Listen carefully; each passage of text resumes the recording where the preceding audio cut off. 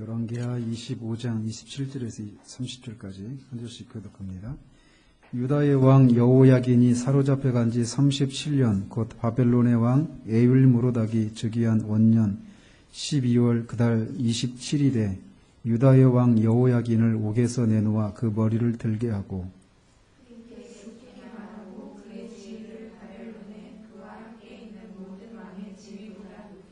그 죄수의 의복을 벗게 하고 그의 일평생에 항상 왕의 앞에서 양식을 먹게 하였고 그것은 날마다 왕에게서 받는 양에 있어서 종신토록 끊이지 아니하였더라. 오늘은 열왕기 상하를 같이 봅니다. 이 열왕기 상하는 고대 이스라엘의 왕국 시대에 대해서 다루고 있습니다. 주전 970년에서 586년 정도까지 다루고 있죠. 그러니까 거의 400년 정도 되겠네요. 그죠? 주로 다윗 이후에 솔로몬 왕부터 시작해서 이후의 분열 왕국 시대에 이 북이스라엘과 남유다의 왕들에 대한 이야기들을 다루고 있습니다. 이 열왕기의 저자는 누구인지 이 책 자체에는 나오지 않습니다. 고대 유대교의 이 전승에 의하면 예레미야 선지자가 열왕기 상하를 기록했다고 하는데 이 또한 정확하지 않은 것으로 보입니다. 오늘 방금 읽은 이 내용은 이 예레미야가 죽은 후에 일어난 일이거든요. 그래서 이 정확한 이 저자는 알 수가 없다. 이렇게 우리가 알아야 될 것 같아요. 그리고 이것이 언제 기록됐는가를 볼 때 여기에 나오는 가장 늦은 사건이 우리가 방금 읽은 이 사건이거든요. 이때가 주전 560년 또는 주전 561년 정도 됩니다. 그러니까 최소한 이 일이 일어난 다음에 기록이 됐겠죠. 그래서 바벨론의 포로로 잡혀간 시기가 587년, 주전 587년 또는 586년 이렇게 보는데 그러니까 포로로 잡혀간 후에 그 15년 정도 지난 후에 561년에 이제 이 바벨론의 감금 상태에서 풀려났으니까 최소한 그 이후에 기록이 되었다라고 볼 수 있습니다. 말씀드린 것처럼 이 열왕기는 역사에 대한 이야기예요. 특별히 이 왕들의 계승에 대한 기록이라고 할 수 있습니다. 그래서 저도 아직 못 읽어봤는데 조선왕조실록이나 이런 것들을 보시면 그런 왕에 대한 그런 역사들은 대부분 어떤 내용들로 되어 있겠습니까? 그 왕이 언제 즉위해서 살아있는 제2기간 동안 무슨 일을 했고 또 어떤 업적을 쌓았는지 어떤 중요한 사건들이 있었는지 그리고 언제 죽었고 그 후에 또 누가 후임이 되었는지 이런 식의 얘기들이 주로 이제 왕에 대한 얘기들의 전부잖아요. 그래서 이 열왕기도 그런 내용들이 들어 있습니다. 특이점이 있다라면 이제 이 신정국가이기 때문에 이 종교 정책과 관련된 내용들이 추가되었다라고 하는 이런 차이가 있죠. 그래서 다른 어떤 세속의 그 왕들의 그 역대기와는 그 열왕기와는 이런 비슷한 공통점이 있어요. 그런데 한 가지 특이점이 있다라면 이 열왕기를 기록한 사람은 단순히 역사가만이 아니라는 것입니다. 그는 신학자의 역할도 감당하고 있어요. 그래서 이 열왕기 저자는 이 각 왕들의 시대에 있었던 그 역사적인 사건들을 매우 상세하게 제시하고 있지는 않습니다. 그래서 읽어보시면 종종 이런 얘기들이 나오잖아요. 그런 어떤 왕들에 대한 얘기를 하고 어떤 사건들을 이렇게 얘기한 후에 이것들에 대해서 더 자세히 알려고 하면 어떤 다른 책들을 참조해라 이런 식의 얘기들이 열왕기에 나오거든요. 그래서 이제 열왕기의 저자의 이 주요 목적은 이스라엘의 역사를 신학적인 관점에서 해석하고자 하는 것이었어요. 그러니까 어떤 왕 때 어떤 일들이 있었다 이렇게 그냥 어떤 정보만 제공하는 것이 아니라 왜 그런 일이 있었고 또 그런 일들은 어떤 의미가 있는지 이런 어떤 신학적인 해석을 곁들여 있다는 것입니다. 이런 면에서 다른 역사서와 구별이 되는 책이라고 할 수 있습니다. 그래서 그런 해석들을 통해서 저자는 이스라엘의 정치 및 영적 지도자들을 비롯해서 이스라엘 백성이 오직 유일하신 참된 하나님을 경배하고 순종하는 대신에 어리석게도 거짓된 신들을 숭배했을 때 그들에게 어떤 비참한 결과가 이렇게 빚어졌는지를 보여주고 있어요. 그걸 통해서 이 독자들에게 뭘 요구할까요? 우리 열조의 왕들은 이랬으니까 우리는 그러지 말자, 이런 거죠. 그죠? 그래서 이제 열왕기상은 열왕기상에 이제 여러 왕들이 등장하고 여러 인물들이 등장하는데 열왕기상의 전반부에서 중요한 인물은 솔로몬 왕이라고 할 수 있어요. 그리고 열왕기상의 후반부에서 중요한 인물은 엘리야 선지자다라고 할 수 있습니다. 그래서 이 솔로몬과 엘리야가 이 열왕기상에서 차지하는 분량이 굉장히 많아요. 다른 사람들에 비해서. 그래서 이 두 등장 인물 및 그들의 그런 행동들, 그런 행위들을 통해서 행위들을 자세하게 설명하면서 그런 사이사이에서 다른 왕들에 대한 이야기들을 짤막하게 소개하고 있는 그런 형식으로 열왕기상이 진행이 됩니다. 그리고 이 열왕기는 이 각각의 그 왕과 더불어서 나라 전체가 하나님을 섬기는 것과 우상을 섬기는 것 사이에서 분명한 선택을 해야 한다라고 일관되게 주장하죠. 그래서 솔로몬의 생애를 통해서 우리가 알 수 있듯이 열왕기의 이 전반적인 움직임은 지혜로부터 시작해서 어리석음으로 나아갑니다.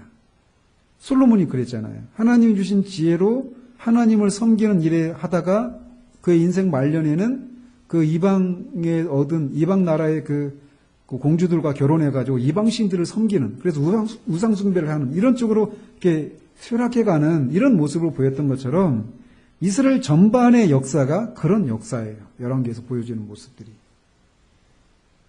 그래서 열왕기상에서 등장하는 왕들은 대부분 이 악한 왕의 표본을 따라서 가고 있는 것을 봅니다.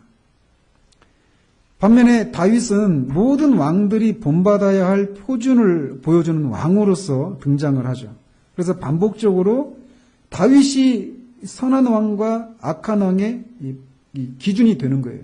다윗의 길을 따랐더라, 다윗의 길을 따르지 않았더라. 다윗의 길을 따르면 선한 왕, 다윗의 길을 따르지 않으면 악한 왕, 이렇게 되는 거죠. 열왕기 상에서 나오는 얘기들이 축약해서 말한다면 그런 내용들이에요. 또 열왕기상과 마찬가지로 열왕기하의 이야기도 매우 광범위합니다. 이 열왕기하에 등장하는 왕은 거의 30명에 이르러요. 북이스라엘과 남유다에 이 400년 동안 있었던 왕들이. 그러면서 그들의 생애에 대해서 요약적으로 설명을 해주고 있습니다. 그래서 이 왕들의 생애에 대한 요약 설명이라고 하는 이런 형식에서 벗어나는 것으로서 열왕기하에서 이 선지자 엘리사에 대한 이야기가 상당한 분량을 차지하고 있는 것을 봅니다. 열왕기상과 마찬가지로 열왕기하가 들려주는 이야기는 대체로 비극적인 이야기들입니다. 곧 하나님이 선택하신 이스라엘이라고 하는 위대한 나라가 왜 이렇게 멸망하게 되었는지를 이 열왕기하에서 보여주는 이런 모습을 통해서 설명해 주고 있어요.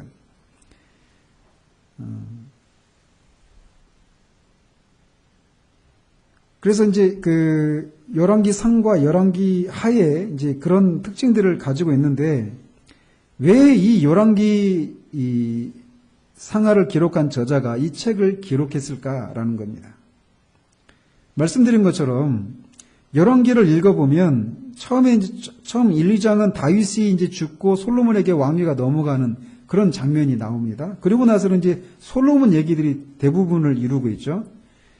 그리고 이제 솔로몬의 아들 르호보암 왕 때 북이스라엘과 남유다로 나누어집니다. 그리고 북이스라엘은 여로보암에 의해서, 그리고 남유다는 르호보암에 의해서 이제 계속 역사가 이어지고 북이스라엘은 나중에 결국 이 남유다보다 140년 정도 빨리 아수르에 의해서 멸망을 하고 남유다는 그 뒤로도 한 140년 정도 이렇게 흐른 후에 바벨론에 의해서 이제 멸망을 당하는 그런 얘기가 이제 이 열왕기 상하에서 기록된 얘기들의 거의 큰 줄기라고 할 수 있는데 그 얘기를 열왕기 상하를 기록한 이 저자가 기록했단 말이에요. 근데 왜 그런 걸 기록했을까?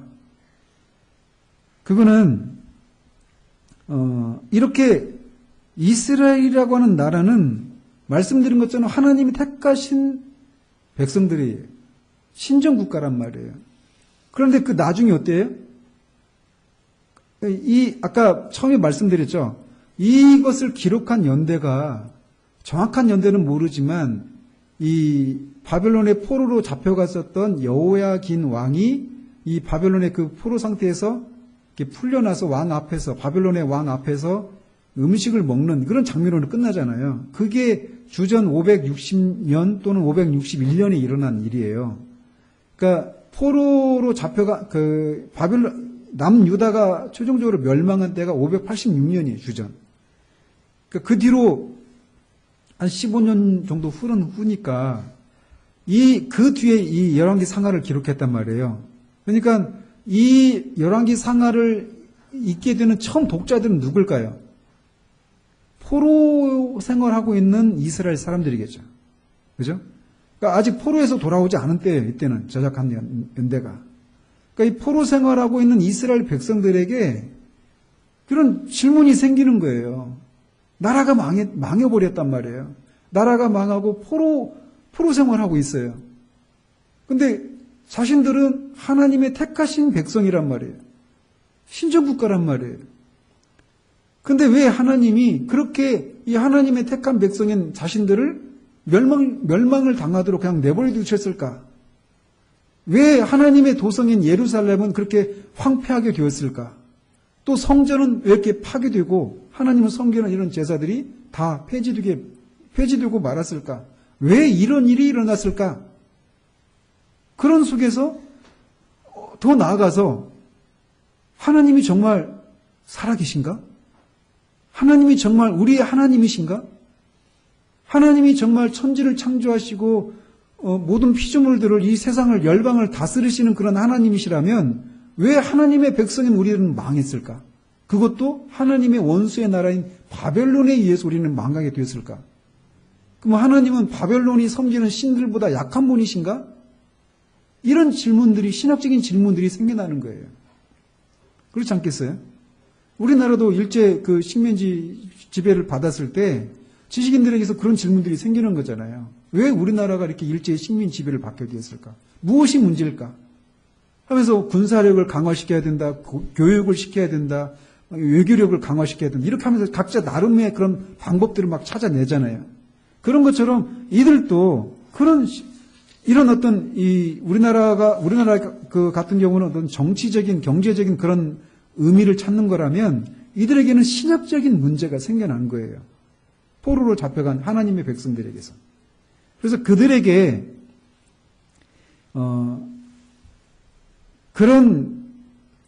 그들에게 답을 제시하고자 하는 그런 의도에서 열왕기 상하가 기록이 되어졌다라고 말할 수 있습니다. 마치 어거스틴이 로마가 이교도들에 의해서 멸망하게 된 이유를 신의 도성이라고 하는 책을 통해서 설명하려고 했던 것처럼 이 멸망의 이유가 무엇인지 이런 것들을 설명하고자 이 열왕기서를 기록했다라고 할 수 있습니다. 따라서 열왕기의 저자는 이런 기록을 통해서 이스라엘의 하나님은 진정으로 모든 피조 세계와 인간의 역사를 주관하신다라고 하는 것을 드러내고 있어요. 또 여호와 이외에 다른 신들은 전혀 없다라고 하는 것을 말해주고 있습니다. 바로 이 선하시고 전능하신 하나님이 자신이 선택하신, 그러니까 이방의 신들이 더 강하기 때문에 이 예루살렘과 이 성전이 파괴된 것이 아니라 바로 이렇게 피조 세계를 또 인간의 역사를 세계 열방을 다스리시는 유일하신 참 하나님이 예루살렘 성과 이 성전이 파괴되는 것을 그냥 허락해 주셨다라는 거예요.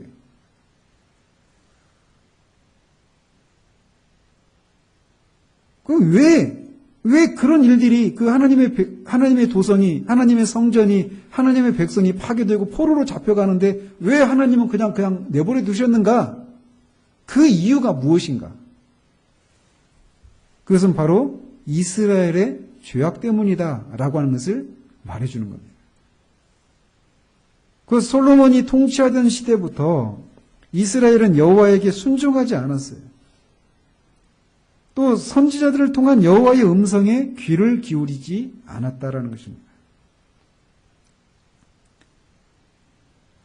그래서 솔로몬의 경우를 봐도 솔로몬은 처음에 하나님을 바르게 섬겼습니다. 그리고 자신의 그 소명을 잘 감당할 수 있도록 지혜를 달라고 하나님께 요구하죠. 그리고 그것에 하나님은 그 기도를 기뻐하시고 그에게 전무후무한 지혜를 주셨지만 나중에 그 지혜는 하나님도 섬기고 이방 신도 섬기는 데 쓰고 말았죠. 그리고 솔로몬 이후 르호보암 때에 이스라엘은 10지파의 북이스라엘과 2지파의 남유다로 분열되고 맙니다. 북이스라엘은 말씀드렸던 것처럼 여로보암에 의해서 세워지죠. 이 여로보암도 북이스라엘 백성을 우상 숭배로 이끌어 갑니다. 그래서 여로보암이 한 일이 뭐예요? 이 단과 베델의 금송아지를 세우죠. 그리고 금송아지를 왜 세웠어요? 이 남북으로 이스라엘이 나뉘고 나니까 이 북쪽에 있는 이 사람들이 성전은 어디 있어요? 유다에 있잖아요. 유다 땅 그 예루살렘에. 그러니까 이런 절기에 그 예루살렘으로 돌아가서 결국은 유다로 넘어갈 것을 두려워해서 이 단과 이 북쪽의 단 지역과 이 베델에다가 금송아지 우상을 세워놓고 이게 뭐라고 그랬어요? 이게 여호와다. 그러면서 그 금송아지를 섬기는 제사장도 세우고 그 속죄일과 비슷한 그런 절기도 만들죠. 그래서 남유다로 가지 않게 만들어요. 근데 아십니까? 이 금송아지가 어디서부터 나온 거예요? 이스라엘 백성들이 광야에서 나와서 시내산 앞에서 금송아지 우상을 만들고 이게 애굽에서 우리를 이끌어낸 신 여호와다 이렇게 말하잖아요. 그 결과가 뭐였습니까?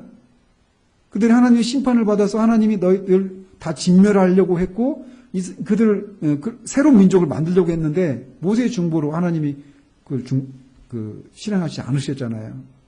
그러니까 금송아지 우상이 여호와다라고 이스라엘 백성들이 광야에서 만들었어요. 근데 그거를 여로보암이 또 만든 거예요. 그런 심판의 그런 경험이 있는데도 불구하고 말이죠. 그러니까 여로보암의 이 죄악이 그냥 작은 죄악이 아니에요. 결코 작은 죄악이 아니란 말이에요. 근데 어떤 이렇게 북이스라엘은 여로보암의 이 죄악을 인해서 우상숭배가 이제 그 북이스라엘에 도입이 되게 되고 더 나아가서 다른 지역에서 들어온 우상들을 섬기게 됩니다. 그리고 최고 악한 왕이 누구예요? 북이스라엘의 아합 왕이죠. 아합 왕 때 바알과 아세라 신을 이제 더 섬기게 되면서 결국 북이스라엘도 이 아수르 제국에 의해서 멸망하고 포로로 끌려가게 됩니다. 그래서 이 북이스라엘의 멸망의 원인이 뭐라고 하는 거예요? 열왕기 저자는 그들이 하나님의 계명을 순종하지 않고 우상을 숭배해서 하나님이 이방의 손에 의해서 심판을 내리셔서 그들이 멸망하고 포로로 잡혀갔다 이렇게 설명하는 거예요. 또 마찬가지로 남유다의 상황도 똑같습니다. 이 남유다도 이 르호보암도 초기에는 여호와만 섬겼지만 몇 년이 흐른 뒤에는 다시 우상을 섬기기 시작하죠. 남유다는 이 북이스라엘과 달리 지속적으로 우상 숭배만 했던 것은 아닙니다. 간간히 선한 왕들이 나타나죠. 다윗의 길을 따랐던 대표적인 사람들이 누가 있습니까? 뭐 아사나 여호사밧이나 히스기야나 요시야나 이런 사람들이죠. 이런 사람들에 의해서 어떤 일시적으로 종교개혁이 일어나요. 그래서 여호와를 섬기는 이런 종교개혁이 일어나기도 하지만 결국은 남유다도 점점 이 죄악이 광범위하게 확대되고 이 결국 남유다도 바벨론에 의해서 멸망하고 포로로 끌려가게 됩니다. 그래서 열왕기 저자는 이렇게 남북의 왕들이 우상숭배를 하고 이 백성들을 우상숭배의 죄로 이끌어간 결과 아수르와 바벨론에 의해서 멸망을 당하고 포로로 잡혀가게 됐다라고 하는 것을 말해주고 있는 거예요. 왜 우리는 이렇게 이방에 의해서 멸망을 당하게 됐는가라고 하는 그런 신학적인 질문을 가지고 있는 하나님의 백성들에게, 남아있는 자들에게 이것을 설명하기 위해서 열왕기가 기록이 되었다는 것입니다. 그렇지만 이렇게 죄악으로 인해서 멸망을 당했지만 그것으로 끝이 아니다라고 하는 것을 열왕기 저자가 보여주고 있죠. 그게 뭐냐? 오늘 우리가 읽었던 본문이에요. 왜냐하면 여호와가 선택하신 다윗의 왕조가 사실상 완전히 끊어진 것이 아니다라는 것입니다. 그에게 다시 소망이 있다라고 하는 것을 보여주면서 열왕기가 마치고 있어요. 그래서 이스라엘 하나님은 유일하시고 선하시고 인자가 넘치시는 분으로 그가 소개하고 있습니다. 그래서 하나님은 진정으로 회개하는 사람들을 기꺼이 용서해 주셔요. 그래서 회개하는 자들에게 하나님께서 용서해 주신다라고 하는 것을 가장 잘 보여주는 사건이 있다면 어떤 것이 있을까요? 북이스라엘의 가장 악한 왕이 아합이었죠. 근데 아합이 나봇의 포도원을 빼앗고 그것에 대해서 하나님이 선지자를 보내서 하나님이 심판하신다고 하니까 어땠어요? 그가 회개하죠. 물론 일시적인 회개였어요. 참된 회개는 아니었습니다. 근데 그가 회개하니까 하나님 어땠어요? 심판을 유보하시죠. 그러니까 가장 악한 왕이라고 하는 아합에게서조차도 하나님이 그가 회개하면 하나님이 용서하신다라고 하는 것을 보여주시는 거예요. 물론 그건 참된 용서는 참된 회개는 아니었지만 말이죠. 그래서 남유다 백성의 지속적이고 극심하고 광범위한 죄로 말미암아서 바로 그들이 섬기던 유일하신 하나님이 이 주전 586년에 일어난 그런 끔찍한 사건을 허락하신 것이다라는 겁니다. 그러면서 동시에 말씀드린 것처럼 하나님은 장차 이스라엘의 회복에 대한 궁극적인 소망의 근거를 제공해 주고 있어요.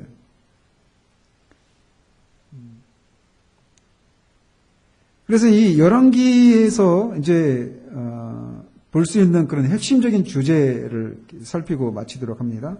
그 내용들은 뭐냐? 첫 번째로 여호와는 유일하시고 참되신 하나님이시다라는 것입니다. 하나님은 오직 유일하신 하나님이십니다. 그래서 여호와 하나님을 이스라엘이나 다른 나라들에서 섬겼던 다양한 우상들과 혼동해서는 결코 안 된다라고 하는 것을 열왕기 저자는 독자들에게 보여주고 있어요. 왜냐하면 우상들은 사람들이 스스로 생각해서 자신들의 손으로 만든 것에 지나지 않는 그런 존재라는 거죠. 우상들을 숭배하는 사람들과 마찬가지로 어떤 우상들은 단지 피조물에 불과합니다. 우상들을 섬기는 사람들도 피조물이죠. 마찬가지로 우상들도 피조물에 불과하다는 거예요. 따라서 힘이 없는 헛된 대상들에 지나지 않아요. 우상들은. 그렇지만 우상들과는 대조적으로 여호와 하나님은 누구와도 견줄 수 없는 분으로서 하늘과 땅과 그 안에 있는 모든 것을 지으신 분이십니다. 그리고 그 하나님은 피조세계를 떠나 계시는 분이 아니라 자기가 만드신 피조세계 안에서 자신의 절대적인 권능으로 역사하시는 분으로 열왕기는 하나님을 소개하고 있어요. 따라서 피조세계를 주관하신 분은 어떤 우상이나 이런 존재가 아니라 바로 창조주 하나님이시다. 그리고 그 하나님만 유일하시고 참되신 하나님이시다라고 하는 것을 열왕기는 이 이스라엘의 실패를 통해서 보여주고 있는 거예요. 또 두 번째로 여호와는 인간의 역사를 주관하시는 분으로 열왕기 저자는 소개하고 있습니다. 어떤 이 사람들이 이 섬기는 우상이나 또 왕이나 선지자가 역사를 주관하는 것이 아니라 여호와 하나님이 역사를 주관하신다라는 거예요. 아마도 이 사실은 열왕기 상하에서 선지자들의 역할을 통해서 가장 분명하게 입증될 것입니다. 그것은 하나님이 어떤 사건들을 일어나게 하시기에 앞서 그 선지자들을 통해서 그 사건들이 일어날 것을 예언하셔요. 그래서 그리고 그 선지자들을 통해서 전달된 하나님의 예언은 반드시 성취가 됩니다. 예를 들어서 엘리야를 통해서 3년 동안 비가 내리지 않을 것이다. 하나님이 예언하시잖아요. 선지자를 통해서. 그러면 비가 안 오는 거예요. 비 오기를 위해서 바알에게 빌고 해도 비가 오지 않아요. 그러니까 역사를 주관하시는 분이 어떤 우상도 아니고 왕도 아니고 심지어 선지자도 아니다라는 거예요. 누구라는 거예요? 하나님이시라는 거예요. 그래서 이 열왕기 속에서 보여주고 있는 장면이 그런 거예요. 여호와 하나님만 인간의 역사를 주관하시는 분이시다라는 것을 독자들에게 보여주고 있습니다. 따라서 이것은 자연스럽게 다음의 결론으로 도달하게 되는데 여호와 하나님은 오직 자기만을 경배할 것을 요구하신다라는 겁니다. 유일무이하신 하나님으로서 여호와는 이스라엘 백성이 오직 자기만을 경배할 것을 요구하십니다. 하나님은 자기와 더불어서 다른 신들을 섬기는 것을 원치 않으셔요. 그런데 어땠어요? 실제로 북이스라엘이나 남유다나 여호와 하나님만을 섬긴 것이 아니죠. 어땠습니까? 그들이 한 번이라도 여호와 하나님을 섬기지 않았던 때가 있었을까요? 다시 질문 드릴게요. 북이스라엘이나 남유다가 한 번이라도 여호와 하나님을 섬기지 않았던 때가 있었을까요? 그들은 항상 여호와 하나님을 섬겼습니다. 문제는 뭐예요? 여호와 하나님만 섬긴 것이 아니라는 거예요. 그들은 다른 신도 섬겼어요. 여호와와 함께 다른 신도 섬긴 것이 문제예요. 혼합 종교죠. 이런 것이 그냥 이스라엘이나 남유다의 문제만은 아니죠. 우리들의 문제이기도 해요. 우리가 여호와 하나님만 섬기지 못하는 것 때문에 많은 그런 이 하나님 일들이 더디 일어나고 우리의 존재의 변화들도 더디 일어나게 되고 그런 현실이라는 거죠. 그래서 이런 이스라엘의 이런 실패를 통해서 결국 이걸 말해주고 있는 거예요. 이 저자는 여호와 하나님만을 경배할 것을 하나님이 요구하신다라는 것입니다. 이 사실을 이렇게 말해주고 있고 또 열왕기에 보면은 하나님을 섬기는 그런 장소에 관해서도 굉장히 많이 언급을 합니다. 여호와 하나님은 그리고 또 그 예배의 그 행태에 대해서도 이 열왕기에서는 굉장히 많이 다루고 있어요. 그래서 열왕기의 그 상당한 부분들은 부적합한 예배가 무엇인지 묘사하는데 관심을 기울이고 있습니다. 따라서 열왕기는 대체로 예배의 내용에 관심을 보여주고 있어요. 그래서 참된 예배에는 우상들이나 형상들이 포함되어서는 안 된다라는 것입니다. 또 참된 예배에는 풍요의 신을 숭배하는 것을 비롯해서 이방 민족들의 다른 종교 의식들이 반영되어서도 안 된다라고 하는 것을 말해주고 있어요. 하나님만을 섬겨야 된다는 것이죠. 그리고 예배 장소에 대해서도 관심을 기울이고 있어요. 여호와 하나님은 어디에서 예배를 드려야 돼요? 예루살렘 성전에서. 그런데 어땠어요? 이스라엘 백성들은 어디서 예배를 드렸어요? 산당. 그죠? 산당을 제거하지 않고 아직도 산당에서 제사를 드리더라. 이런 표현들이 자주 나오죠. 그래서 이 예배 드리는 장소에 대해서도 열왕기 저자는 굉장히 관심을 많이 기울이고 있어요. 또 잘못된 그런 예배의 결과에 대해서도 열왕기 저자는 있는 그대로 보여주고 있습니다. 그래서 열왕기 저자는 이 잘못된 예배는 잘못된 그런 삶과 그런 도덕적인 행위로 이어진다라고 하는 것을 언급하고 있어요.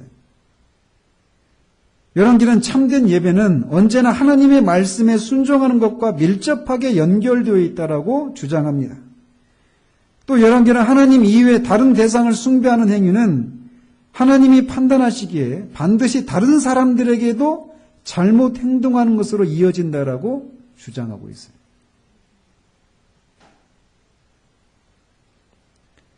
이렇게 열왕기 저자에서는 잘못된 예배의 결과가 무엇인가라고 하는 것을 이렇게 드러내고 있다라는 것입니다. 또 그러면서 열왕기 저자는 율법 수요자로서 율법을 수요하시는 분으로서 여호와는 공의로우시고 은혜가 풍성하신 분으로 소개하고 있습니다. 여호와는 이스라엘 백성들에게 율법을 주셨어요. 그리고 이 율법은 참된 예배와 올바른 사고와 행위가 무엇인지를 교정해주고 있는 그런 삶의 표준과 같은 것이죠. 따라서 여호와 하나님은 율법을 어기고 그릇되게 행동하는 사람들에게 공의로운 심판을 행하십니다. 율법에 어긋나는 행동을 하는 사람은 누구라도 처벌을 받는다, 심판을 받는다라고 하는 것을 보여주고 있어요. 그래서 왕도 제외되지 않아요. 솔로몬 왕도 다윗도 죄를 범했을 때 공의로운 심판을 받습니다. 또 선지자도 마찬가지예요.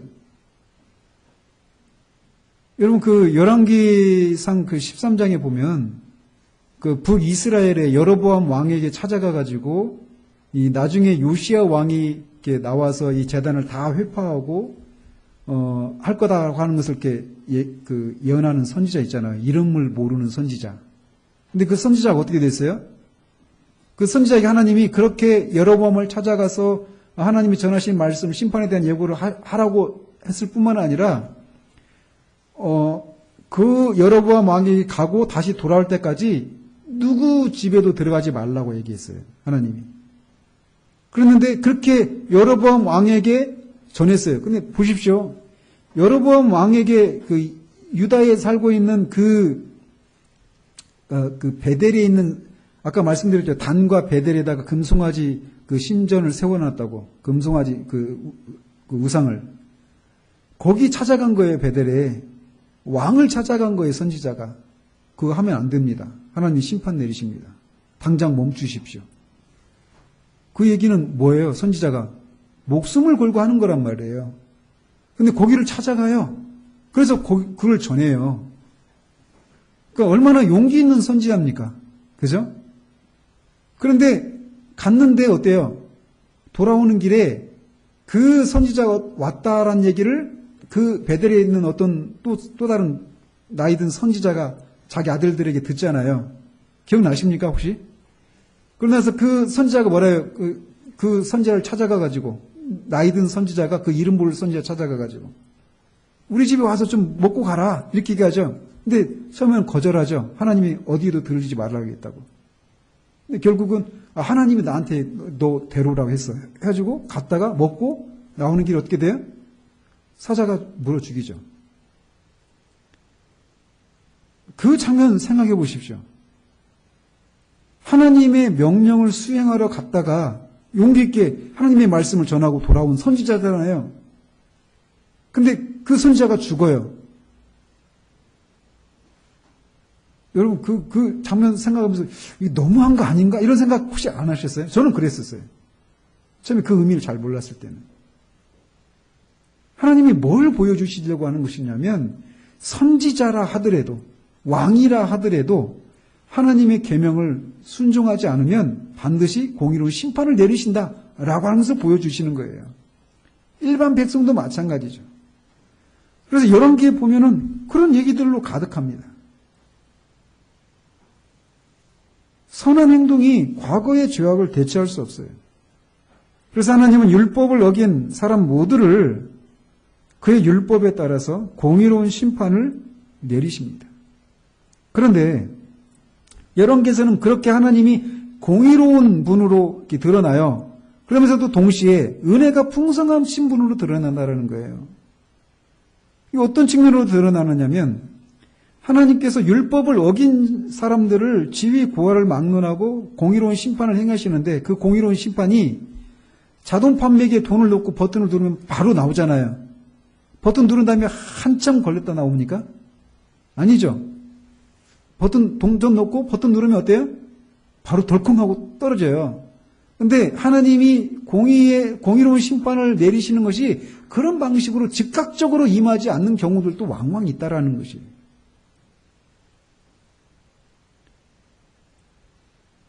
여호와 하나님은 사람들을 멸망시키시는 것을 기뻐하지 않으십니다.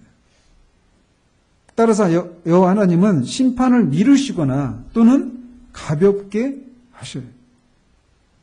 열왕기 이야기는 자주 하나님이 사람들을 불쌍히 여기셔서 그들에게 은혜를 베푸시는 것을 언급합니다. 그때 이스라엘이 바벨론의 포로로 잡혀갔는데 586년에 모세로부터 거의 900년 전에 이렇게 가나안 땅 이제 들어갈 것을 약속을 받고 여호수아에 의해서 이제 가나안 땅에 들어갔잖아요. 근데 가나안 땅에 들어가기 전에 모세를 중보로 해가지고 하나님과 이스라엘 사이에 언약을 맺잖아요. 그 언약을 무슨 언약이라고 그래요? 모세 언약, 시내산 언약 이렇게 말하잖아요. 그 언약의 핵심은 뭐예요? 이 율법을 너희들이 지키면 내 백성으로 남고 못 지키면 너희들 내 그 땅에서 다 쫓아내버릴 거다. 이거란 말이에요. 근데 어땠어요? 들어가자마자 여호수아가 살아있는 동안에는 여호와 하나님을 섬겼죠. 근데 그 이후 어땠어요? 계속해서 우상숭배, 또 율법을 어기는 삶을 살았어요. 사사시대. 그래서 하나님께 막 부르짖으면 하나님이 사사를 보내셔서 그를 구원해 주시고, 그러면 또 사사가 죽으면 또 범하고. 왕정시대는 어땠어요? 왕정시대도 그래요. 사울, 다윗, 그 선한 왕이었던 다윗 때도 그렇죠. 이후에 솔로몬 이후에 또 분열왕국 이후에는 어땠어요? 더 그랬죠. 그죠? 근데 하나님께서 이스라엘 백성들을 그 땅에서 율법을 어기면 공의로운 심판을 행하시는 그 하나님의 공의로운 성품에 따르면 이스라엘 백성들은 언제 그 땅에서 쫓겨났어야 돼요? 여호수아 죽은 다음에 바로 쫓겨났어야 돼요. 그런데 어땠어요?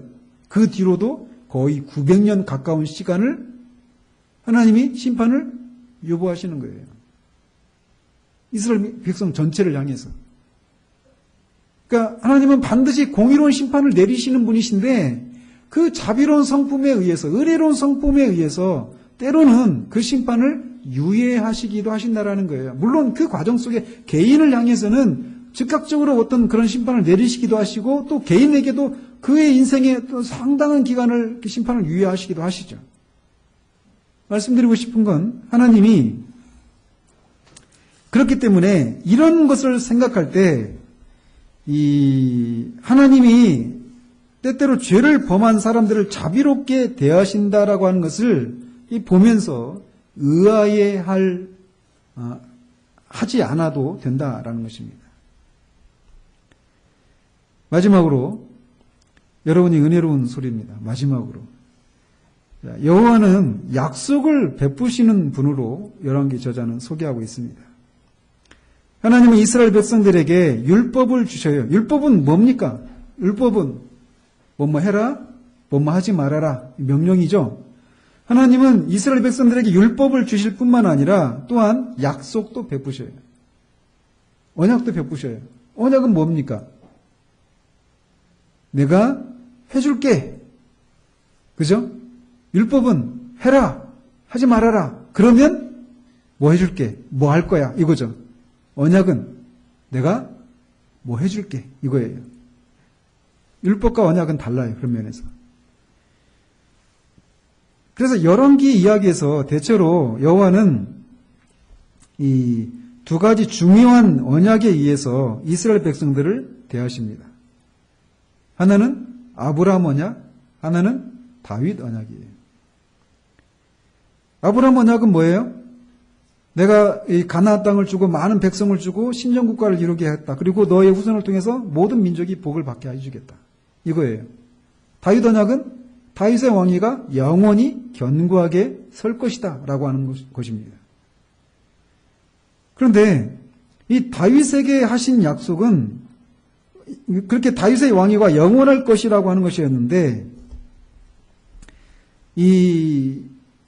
그 약속의 근거에서 이스라엘 백성들을 다스리는 것을 우리는 열왕기에서 볼 수 있어요. 그래서 북이스라엘은 다윗의 왕조입니까? 아니죠. 그건 다윗의 왕조가 아니에요. 그래서 북이스라엘은 어때요? 계속해서 왕조가 바뀌죠. 그래서 계속 암살이 일어나기도 하고 왕조가 바뀌어요. 계속해서. 그런데 남유다는 어때요? 계속해서 다윗의 왕위가 계속 이어집니다. 다윗의 자손이 계속 그 왕위를 이어가요. 그러면 다윗의 왕위를 이어가는 다윗의 후손들은 다 율법을 순종했던 사람들입니까? 아니죠. 율법에 순종하지 않았던 왕들이 허다했어요. 그런데도 그들을 하나님이 심판을 내리시고 징계는 하시지만 왕위를 뺏어 가시지는 않아요. 그러면서 항상 거기에다가 그런 일이 있을 때마다 하나님이 열왕기 저자는 그렇게 표현하죠. 다윗에게 등불을 남겨놓으시기로 약속하셨다. 이런 말씀하시면서 다윗의 그 길을 따르지 않았던 다윗의 후손들을 심판하시긴 하시지만 왕위를 빼앗아 가시는 일을 하시지 않으셔요. 그래서 이 열왕기를 보면은 하나님이 다윗에게 하신 약속을 계속해서 그들의 불순종에도 불구하고 이루어 가시는 것을 볼 수 있어요. 그런데 열왕기하 25장에 보면 이 다윗 언약이 더 이상 지속되지 못하는 것처럼 보이는 사건이 일어납니다. 그 뭐예요? 유추해 보십시오. 다윗 언약의 핵심이 뭐예요? 다윗 왕위가 영원히 지속될 것이다 이거잖아요. 그런데 다윗 왕위가 지속되지 못하게 되는 사건이 일어나는 거예요. 그게 뭐예요? 이스라엘이 멸망을 당하는 거예요. 바벨론에 의해서. 이스라엘의 마지막 왕이 누굽니까? 그 남유다의 시드기야예요. 시드기야 왕은 어떻게 됐어요? 바벨론에 그 멸망을 당했을 때 자기 눈앞에서 자기 아들들이 다 죽습니다. 왕자들이 다 죽는 거예요. 후손이 없는 거죠. 그리고 눈을 빼지죠. 그리고 죽어요. 마지막 왕이에요. 다윗 왕조의 마지막 왕이 시드기야란 말이에요. 그리고 그 자손들이 다 죽어버렸어요. 끝났죠. 다윗 왕의 그 왕위가 계속 영원히 지속될 것이다. 라고 하는 이 언약이 끝나버린 것처럼 보입니다. 근데 끝났습니까?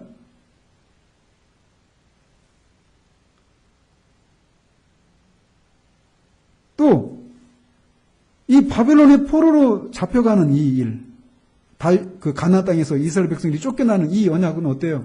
이것도 아브라함 언약이 끝난 것처럼 보이죠. 그죠? 이 이스라엘을 하나님은 이 아브라함 언약과 다윗 언약에 의해서 이들을 다루어 오셨단 말이에요. 근데 바벨론의 포로로 잡혀가고 이 시드기야 왕과 그의 아들들이 다 죽어버린 이 사건은 이 두 가지 언약이 끝나버리는 것처럼 보인단 말이에요. 그런데 그게 아니다라고 하는 것을 오늘 우리가 읽었던 이 본문에서 보여주고 있는 거예요. 여호야긴 왕. 이 왕을 하나님이 바벨론의 감금 상태에서 풀어놓으시고 나중에 이 여호야긴 왕을 통해서 이제 그 후손들이 있을 거 아니에요. 그 후손들 중에 한 사람이 누굽니까?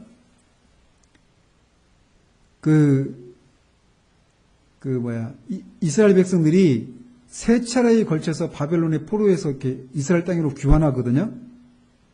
세 차례에 걸쳐서. 1차 귀환은 이 스룹바벨과 여호수아를 그 중심으로 해서 1차 귀환을 합니다. 2차 귀환은 에스라를 중심으로, 3차 귀환은 느헤미야를 중심으로. 이 3차례에 걸쳐서, 이 3차례에 걸쳐서 귀환을 하는데 첫 번째 이스라엘 백성들이 포로에서 귀환할 때 그 스룹바벨, 이 총독이 누구냐면 여호야긴의 후손이에요. 그러니까 다윗 왕위가 영원히 지속될 것이다라고 하는 것을 이 시드기야가 죽고 그의 아들들이 죽어버리는 것을 통해서 끝나버린 것처럼 보였지만 하나님은 그렇지 않다라고 하는 것을 여기서 보여주고 있는 거예요. 여호야긴 왕을 다시 복권을 시키는 것을 통해서, 그리고 그의 후손들을 계속 이어지게 하는 것을 통해서, 결국 그래서 그 후손으로 누가 오십니까? 예수 그리스도가 오시는 거예요. 그리고 이렇게 포로에서 다시 돌아오는 것을 통해서 아브라함 언약이 성취될 것을, 그런 소망을 품게 하고 있다는 것입니다. 그래서 열왕기의 이야기는 굉장히 우울한 얘기예요. 굉장히 비극적인 얘기들이에요. 그런데 결국 비극으로 끝나는 것이 아니라 소망을 남겨놓고 끝나고 있다는 것입니다. 우리는 이미 그렇게 되어진 것을 보죠. 그죠? 그래서 이 열왕기 상과 하에서 우리에게 말해주고 있는 내용들이 이런 내용들입니다. 기도하도록 하겠습니다. 하나님 아버지, 하나님께서 역사 가운데서 이스라엘 백성들 가운데 어떻게 역사하셨는지를 이 열왕기 상하에서 기록하고 있는데, 거기에서 하나님이 어떤 분으로 계시되었고 그 열왕기 저자가 무엇을 목적으로 그것을 기록했는지를 우리가 곰곰이 생각하면서, 그 저자가 그 첫 번째 독자들에게 기대했던 것처럼 그 똑같은 기대가 우리에게도 해당된다는 사실들을 알고, 우리가 여호와 하나님만이 유일하시고 참 하나님이시며 그분이 역사를 주관하시고 그분만이 경배를 받으셔야 되는 분이시며 그분은 공의로운 분이시고 또 동시에 은혜로운 분이시라는 사실들을 우리가 기억하며 이 땅을 살아갈 때도 그 하나님만을 의지하고 하나님만을 섬기며 살아가는 우리들 될 수 있도록 주님 도우시기를 원합니다. 예수 그리스도 이름으로 기도합니다. 아멘.